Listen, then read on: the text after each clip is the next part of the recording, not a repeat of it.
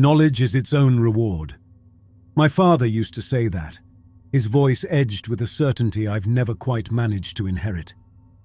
He meant it as encouragement, a beacon to guide me through the labyrinth of questions that define our family's legacy.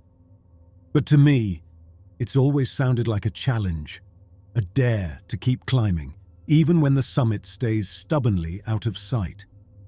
Maybe that's why I'm here, perched in a research facility that orbits the fraying edge of human reach, sifting through the universe's static for something worth hearing. We chase answers, not because the void owes us anything, but because we can't stop ourselves. It's a compulsion, a quiet madness, and I'm no exception. I'm Dr. Jonah Brandt, a title that sits on me like a borrowed coat, linguist and cognitive scientist by trade. Though the labels feel less meaningful with every passing day, my work straddles the line between language and machinery, decoding the syntax of artificial minds, tracing the neural threads that tie thought to code, and, on occasion, listening to the chatter of space traffic for anything that doesn't belong. It's solitary, methodical, and suits me just fine. The facility around me buzzes with purpose. Scientists, engineers, administrators, all woven into a network of ambition. But I keep to my station, a small island of screens and data streams where I can lose myself in the patterns. My apartment reflects that isolation. It's sparse, functional, a narrow bed I rarely sleep in, a desk cluttered with notes I'll never organize, and a shelf of books I keep more for comfort than reference. The walls are unadorned, except for one framed photo of my parents, their faces locked in the severe scholarly expressions I grew up dodging. We haven't spoken in months, maybe longer. They'd approve of my work here, I suppose, proud in their distant academic way, but approval was never enough to close the chasm between us. They wanted a torchbearer for their legacy. I wanted a quiet corner to wrestle with my own questions. Beyond these walls, Earth is a tangle of progress and fracture. Neural-linked AI assistants are everywhere, their voices a constant undertone in daily life, guiding everything from traffic to personal schedules. Augmented reality overlays paint the world in layers of data, ads, news, social feeds, until reality itself feels like a suggestion. Space exploration, once a unifying dream, has turned into a chessboard for power and profit. Governments squabble over budgets, the public argues whether we should look upward or inward, and scientists like me are left defending our place in the game. The criticism doesn't faze me anymore. They call space research indulgent, a distraction from Earth's wounds, climate shifts, resource wars, the slow grind of societal fatigue. But I've always thought that peering into the cosmos is a way of peering into ourselves. Delusional or not, it's the thread that keeps me here. That morning started like any other. I was at my station, nursing a cup of coffee, scrolling through routine space traffic logs. The headset fed me a steady stream of the usual. Cargo drones relaying coordinates, maintenance crews griping about satellite relays, a probe or two checking in from the outer planets. Background noise, nothing to snag my attention. I was midway through a dry report on AI language drift, something about syntax degradation in long-term deployments, when a signal flashed across my screen. It was subtle, a ripple in the data, but it didn't fit. I tuned the frequency, isolating it from the clutter. The signal had a rhythm, a cadence that felt deliberate, almost melodic. It wasn't binary, wasn't any protocol I knew. My pulse ticked up a notch.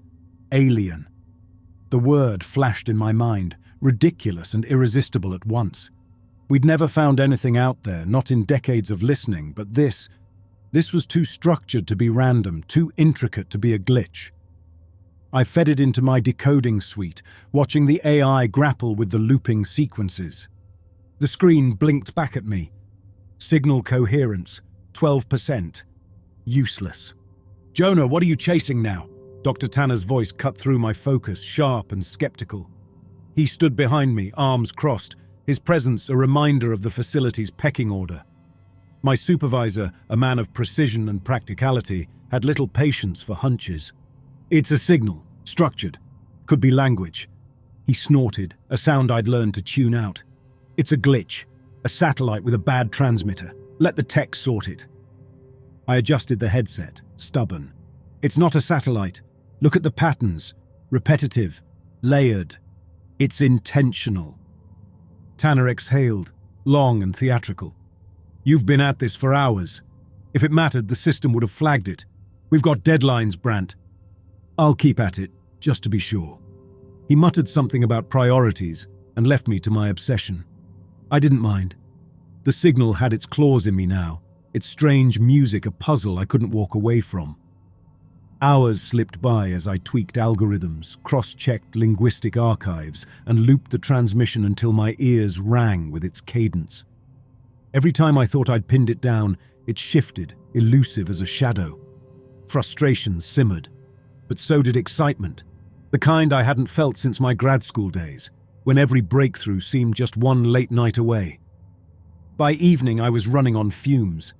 I slumped back in my chair, rubbing my temples, half convinced Tanner had a point. Maybe it was nothing, a cosmic hiccup, a waste of time. I reached to power down the console, ready to call it a night, when the signal spiked. A new sequence rolled in, crisp and insistent, like a voice breaking through static. I sat up, adrenaline chasing away the fog. The AI pinged. Signal coherence, 34%.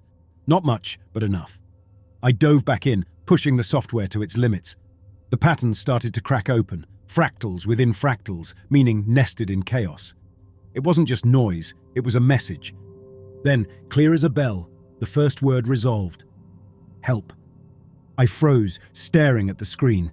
My breath hitched, caught somewhere between shock and disbelief. One word, but it landed like a stone in still water, rippling with implications. Help. From what? From who? I pushed harder, coaxing fragments from the stream, trapped, endless, release. This wasn't a stray broadcast, it was a cry, urgent and raw, reaching across the void. I flagged Tanner immediately. He grumbled his way back to my station, but when I showed him the decoded scraps, his skepticism faltered. Get it to the team, he said, all business now. Track the source. The facility kicked into gear. Within hours, we'd traced it. A derelict probe, drifting into Earth's orbit from parts unknown. Its profile didn't match anything in our records. Ovoid, compact, its hull marred with scars and glowing etchings.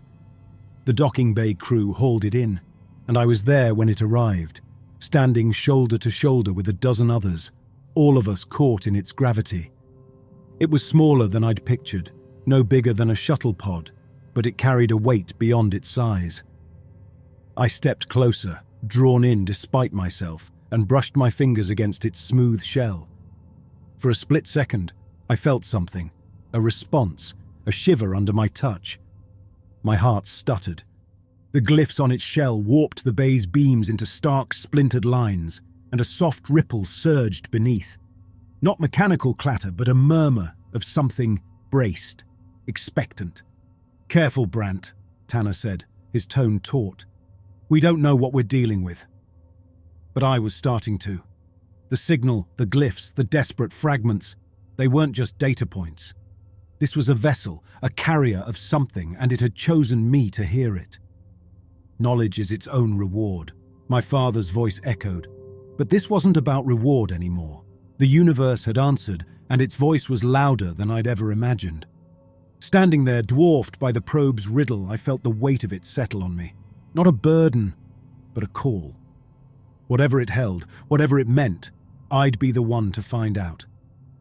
The facility around me has changed. Where once there was a predictable cadence to our days, coffee at dawn, data logs by midday, quiet evenings of analysis, now there's a current running beneath it all. The probe sits in the docking bay, locked away behind reinforced glass and biometric scans, but its influence is everywhere. I see it in the way my colleagues move, hurried steps, hushed voices gathering in tight knots. Some wear their curiosity like a badge, eyes bright with the thrill of the unknown. Others carry worry in the lines of their faces, a shadow that deepens with each new report. Tanner, our stoic lead, has surprised me most. He'd been the skeptic when I first flagged the signal, but now he's all in, his faith in me a double-edged sword. "If there's something to find, Brant, you'll find it," he told me, his voice clipped but firm. It's the nearest he's ever come to a compliment. My days stretch into a grind at the Decoding suite, just me and the AI grappling with a signal as unyielding as it is complex. It's a dense weave of patterns, each one peeling away to expose another, trickier and more knotted than the one before. I've always been persistent. My father called it my best flaw. But this is something else. My colleagues pass by now and then, throwing out suggestions or a quick, "You okay?" over their shoulders. I nod, mutter something non-committal, but I'm only half present. The work has consumed me. And somewhere in the process, the line between the alien signal and my own thoughts began to wear thin. Then, the tide turned. I was buried in a syntax tweak, my eyes gritty from too many hours at the screen, when the AI chimed, "Signal coherence, 62%. The readouts flashed, patterns snapping into focus where chaos had reigned before. I dove back in, feeding it every scrap I'd hoarded. Partial translations, gut hunches, late-night scribbles. The coherence ticked upward, and then, like a dam breaking, it gave way. The screen flared with the first complete message. "We are the last. We are the echoes of a world undone. Help us." I slumped back in my chair, the words sinking into me like stones. They were stark, almost plain, but their gravity pinned me in place. This wasn't some automated beacon. It was a requiem, the final transmission of a civilization extinguished in time. I keyed in commands, urging the AI to pull more from the stream. It whirred, processing, and then, our minds, preserved in the quantum lattice, relive the collapse. The sky splits, the ground shatters, and we fall again and again. Release us from this cycle. Minds preserved, trapped in a replay of their end. My imagination recoiled even as my curiosity clawed forward. The probe's quantum core wasn't just a data vault. It was a tomb, alive with the consciousness of a dead race, caught in an eternal loop of ruin. I could almost hear them now, their pleas rising through the static, not as code but as voices, fragile and urgent. I flagged Tanner within minutes. He strode in with Dr. Wells, our quantum expert, and a few others trailing behind, faces I recognized but couldn't name in my haze. "Show me," Tanner said, his tone low, almost reverent. I ran the messages, letting the screen tell the story. Silence fell, heavy and unbroken. Dr. Wells broke it first. "This changes everything. If they digitized consciousness at this scale, their tech is leagues beyond ours." "Was," I corrected. "They're gone now." Tanner's jaw tightened, a muscle twitching beneath his stubble. "Gone, but not lost. If we can tap into what they knew, what they built, we'd be walking a thin line," I cut in, the words slipping out before I could stop them. "These aren't just files, they're sentient, suffering. We can't ignore that." His eyes flicked to me, sharp and assessing. "Ethics are a debate for later, Brant. This could redefine humanity's future. We don't have the luxury of hesitation." I bit my tongue, tasting the argument I didn't voice. He had a point. Practicality often trumps ideals in a place like this. But my father's old mantra rang in my head. Knowledge is its own reward. This didn't feel like that. This felt like standing at the edge of a cliff, peering into a darkness that might swallow us whole. The facility split along those lines in the days that followed. Some saw the probe as a goldmine, a chance to leapfrog centuries of progress. Others, like me, couldn't shake the weight of what we'd found. But Tanner's vision carried the day. The order came down. Decode the core completely, map its structure, prep for extraction. The minds, sentient or not, were a footnote to the prize. I threw myself back into the signal, but my lens had shifted. Each new fragment I unraveled tightened the thread between me and those alien echoes. Their language was mesmerizing, intricate, looping, a blend of precision and poetry that danced across my screens. Through it I glimpsed their world.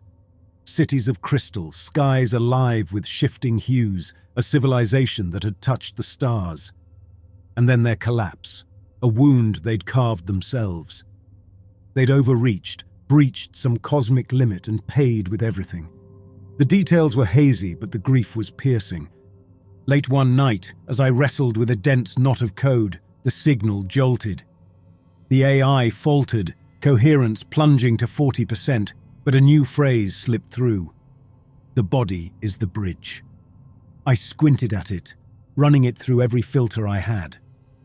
The body is the bridge. Upload us, and we may live again. My heart kicked up a notch. This wasn't just a cry for release. They wanted rebirth, a second chance beyond their digital cage. I took it to Tanner at first light. "They're asking for a new vessel," he said, almost to himself. "A synthetic body, maybe?" "Could be," I said, nodding. "We've got the tech. Android shells, neural links, but it's not practical. A single body can't hold them. We're dealing with millions of minds, maybe more, all packed into that quantum core. It'd be like trying to cram a galaxy into a grain of sand." He drummed his fingers on his desk, eyes distant. "Then what's the play? We can't just leave them locked in there." I paused, running through the possibilities. "We need something bigger, something built for this scale. A quantum server array, massive, distributed, with enough processing power to simulate an entire civilization. Our facilities got the bones for it. Cutting-edge quantum processors, neural mapping tech. It's not a body, but a digital vault, a space where they can exist." Tanner's eyes narrowed. "You mean a virtual world? A digital ark?" "Exactly," I said. "Preservation, not reincarnation. They'd live, think, feel, maybe even evolve, without the limits of flesh or metal.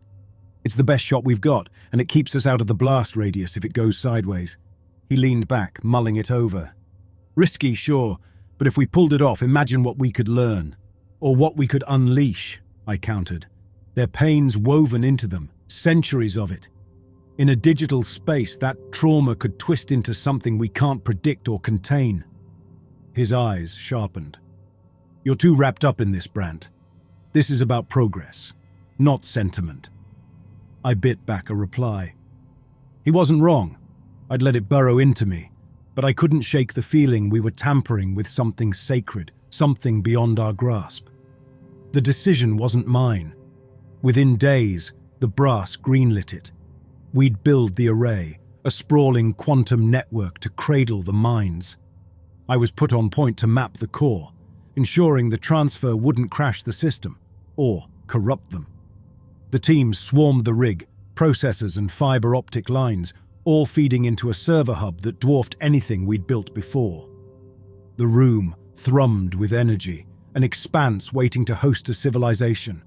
But it felt less like a sanctuary and more like a tomb, ready to stir something we couldn't tame. The night before the upload, I lingered late, alone with the probe. I ran my fingers over its glyphs, smooth and frigid under my touch. A pulse vibrated through it, steady as a heartbeat. I closed my eyes, letting the signal wash over me. For a moment, I swore I heard a whisper, soft, desperate, but it slipped away into silence. When I looked up, the screen flared. Signal coherence, 95%. Then a final line scrolled across. "We are ready. Do not let us die twice." My throat tightened, a knot I couldn't force down. Ready or not, tomorrow we'd step across a threshold. Between realities, between existence and whatever this became.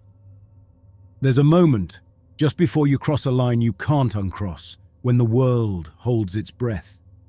I felt it that morning, standing in front of the quantum server array, my hands hovering over the controls, as if I could delay the inevitable by sheer will.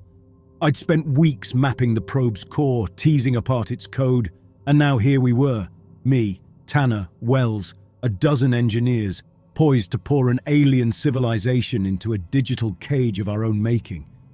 It felt like standing at the edge of a cliff, peering into a storm I'd summoned myself. The array sprawled before us, dwarfing anything I'd worked with before. Its processors gleamed under the overhead lights, a lattice of interconnected nodes stretching across the lab like a frozen spiderweb.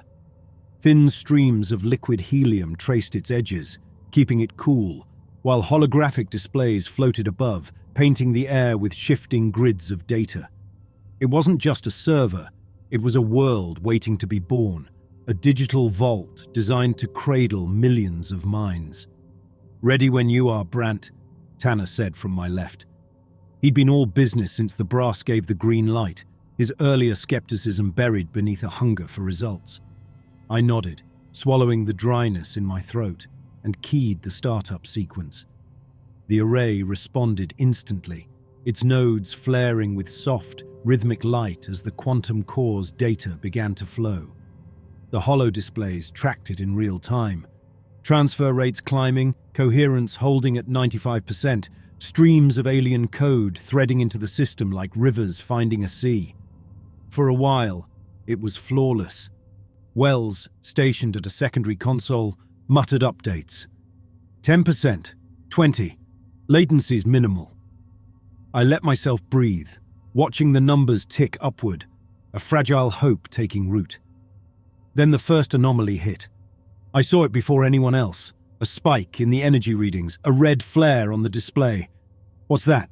I asked, leaning closer, already trying to isolate it. Wells frowned, tapping his screen. "Power draw just jumped 30%. It's pulling more than we projected." "Compensate," Tanner said. But I was already on it, rerouting auxiliary feeds to stabilize the grid. The spike leveled off, but the damage was done. Something had shifted. The holo display flashed, and a string of unfamiliar code scrolled across it, rewriting chunks of the server's framework before I could blink. "It's them!" I said, realization hitting like a slap. "They're not just uploading, they're altering it." Tanner's eyes narrowed. Altering how? I dove into the data, tracing the rogue code as it burrowed deeper. It wasn't random. It bore intent, a structure I'd glimpsed in the probe's signal, now sharp and unrelenting. The displays ignited with glimpses of something strange, a mosaic of fractured planes, tiled with glowing fissures that shifted like breathing lungs, a canopy of vapor curling into shapes that dissolved as fast as they formed. It wasn't a glitch. It was a world, their world, clawing its way into ours. "They're building," I said, half to myself. "They're trying to take over." Panic rippled through the room. Wells swore, his calm fracturing, while engineers scrambled to lock down the system. Tanner grabbed my shoulder, his grip firm. "Can you stop it?" "I don't know. They're moving too fast. It's like they've been waiting for this." Power surges rippled outward, knocking out lights in the corridor beyond the lab, plunging us into a strobe of shadow and glow. My mind raced, torn between awe and dread. I'd wanted to save them, to give them a chance. But this wasn't preservation. It was rebellion. "Shut it down," Tanner ordered, his tone leaving no room for debate. "We can't risk the facility." "No," I shot back, surprising myself. "Not yet. If we cut them off mid-transfer, we lose them, and everything we've learned. Let me figure this out." His jaw clenched, but he didn't override me. Not yet. I turned back to the console, diving into the chaos. The alien code was a tangle of intent and memory, but I knew its roots. I'd spent weeks unraveling its language. I started countering their moves, reinforcing the server's firewalls, carving out boundaries they couldn't cross.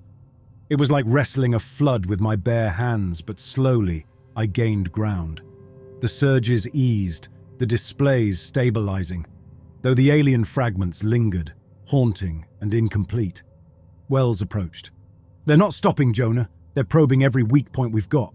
Then we shore them up. We built this thing. We can hold it."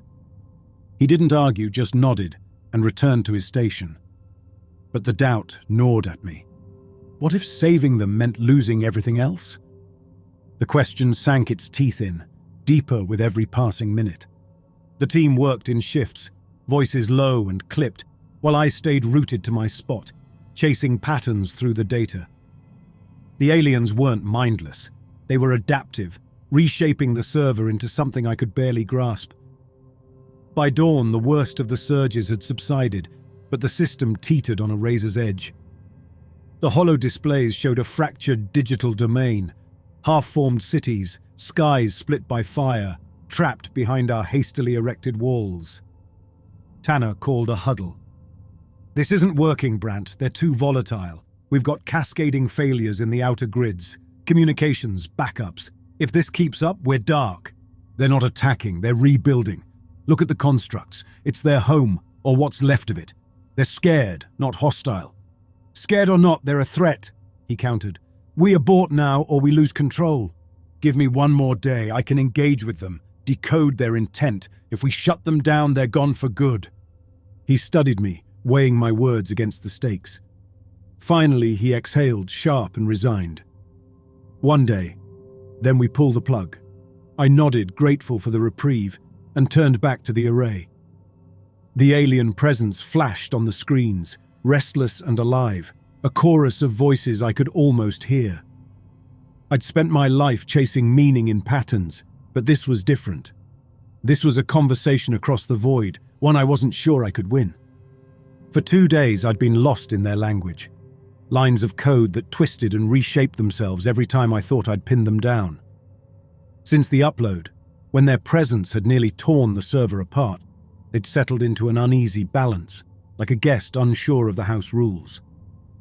At first I'd assumed they were probing us, testing our limits, but the deeper I dug, the more I saw something else, not a threat, but a message, fractured and urgent, slipping through the cracks of their digital prison. "Do not let us die twice." Those words had lodged in me, sharp and unyielding, driving me past exhaustion into something fiercer. "Jonah, you're chasing shadows," Tanner had said the night before, rubbing his eyes until they were red. "They're not like us. You're reading too much into it." Maybe he had a point. I'd let their voice seep into me, let it blur the line between analysis and instinct. But this wasn't just emotion. It was reason, the same logic that had unraveled their syntax days ago. "It's not about what I feel," I'd shot back. "It's about what they're saying. They're reaching out, and I can reach back." Desperation had a way of sharpening focus, and as the facility's deadline loomed, I found myself considering options I'd once deemed too risky. The Neural Link Station, a prototype we'd developed to interface directly with complex AI systems, had been sitting in the corner of the lab, a chair and headset that looked deceptively simple, yet promised a leap into the unknown. Wells had pitched it as a last resort during our early planning sessions. "It's not stable for full immersion," he'd warned, "but it could let you experience the server from the inside." I'd brushed it off then, but now, with skepticism thickening the air and time slipping away, it felt like the only path left. I'd tested it once, under strict conditions, but this was no test. This was walking blind into their territory. "You're sure?" Wells asked. "If they turn on you, you might not come back."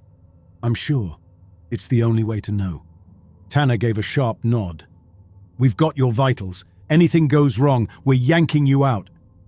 I sank into the chair, the headset settling against my skin, and shut my eyes. A faint tone rang out, and reality slipped away. When awareness returned, I stood in a place that broke every rule of the world I knew. The digital landscape sprawled endlessly before me, a mosaic of fractured planes tiled with glowing fissures that shifted like breathing lungs.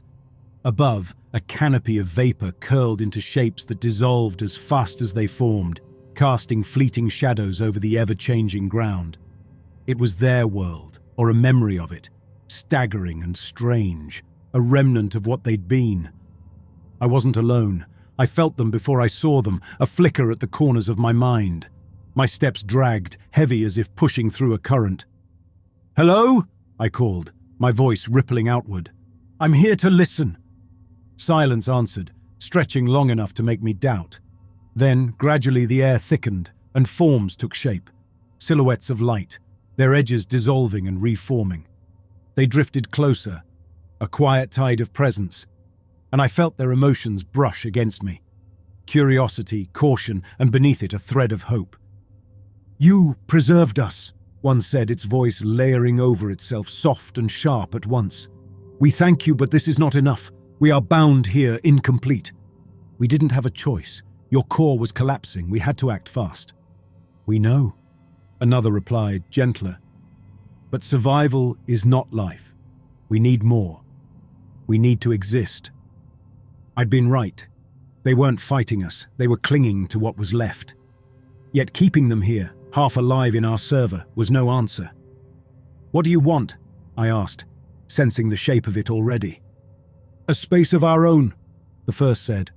A refuge within this domain, where we can mend, where we can hold what we were.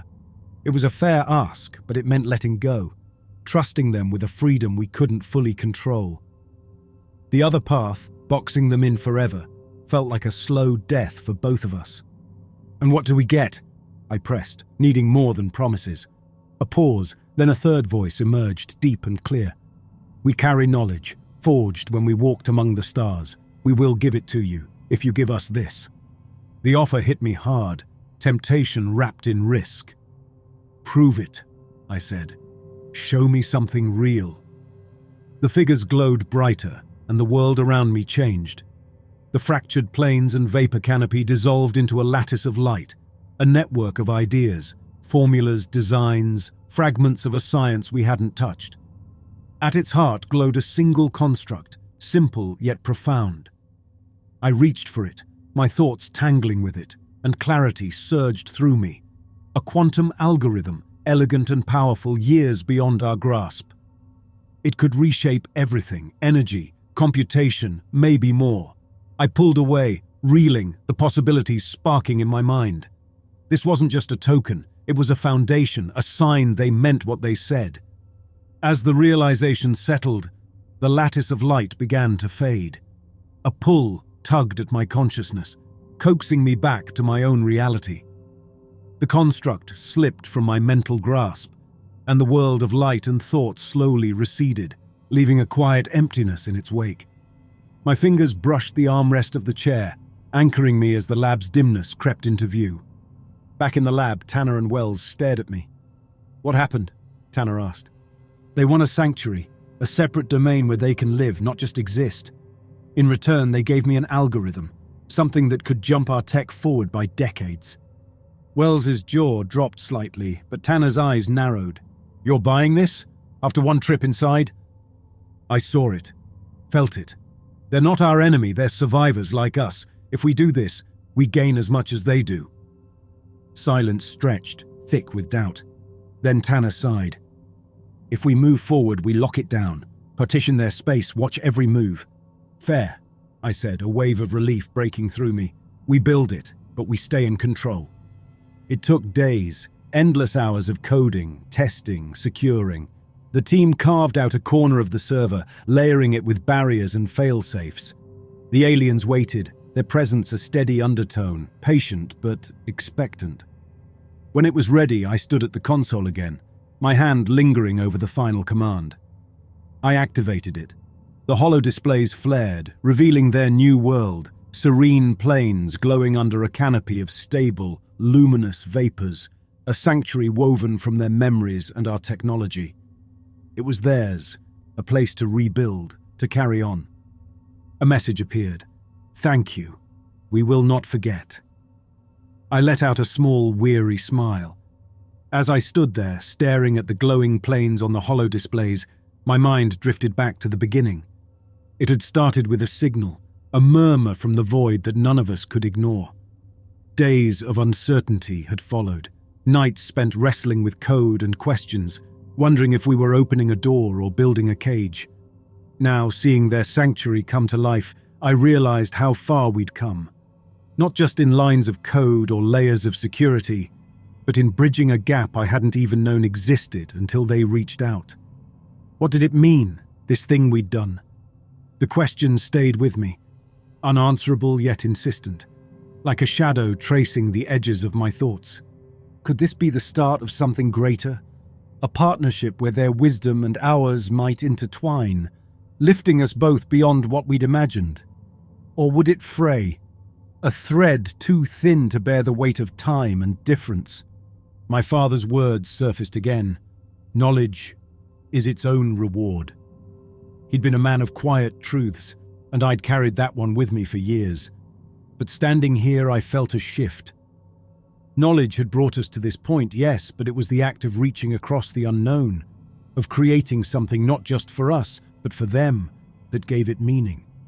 Maybe that was the real prize, not the knowing, but the connecting. A chance to be part of something larger than ourselves, stitched into the fabric of a universe that suddenly felt a little less empty. I exhaled slowly, the weight of the days easing just a fraction. Whatever came next, we'd taken a step. Tentative, imperfect, but real.